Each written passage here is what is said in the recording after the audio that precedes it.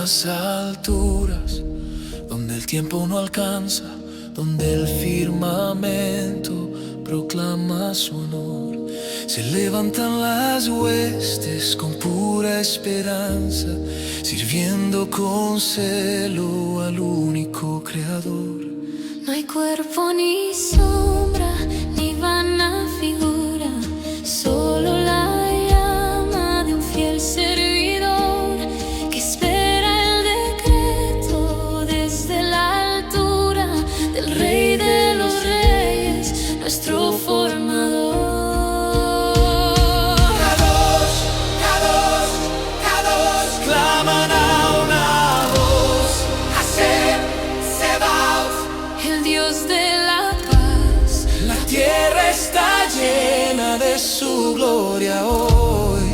Ante su nombre Todo es veraz, los serafines con vuelo constante, los sofánimes en su giro de luz, bendicen la gloria del Dios vigilante, desde su solio el Rey de la luz. No hay confusión en el coro celeste, cada uno sabe su puesto y misión, que el uno al otro permiso se preste para iniciar la sagrada canción. con voz de dulzura y en lengua sagrada proclaman bendita su gloria por siempre, mientras la hueste en fila ordenada se inclina ante aquel que todo lo siente. No es por magia ni oculto sendero que el hombre se une a este cantar.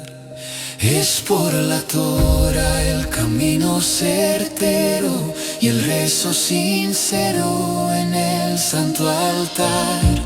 Como enseñaron los sabios de antaño en el Cal de la Sefarad fiel, solo hay un Dios sin par ni mediador, el Dios de nosotros, el Dios de Israel.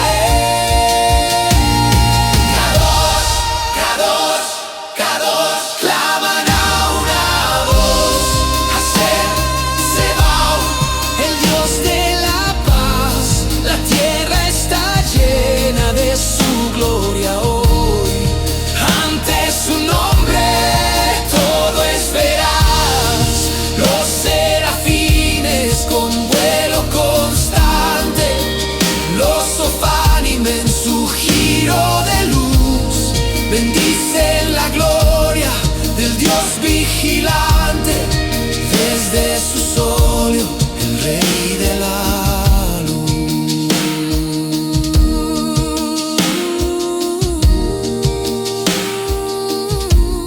Escucha, Israel, el decreto del cielo, lo que los ángeles cantan allá. Hashem es uno, nuestro gran anhelo.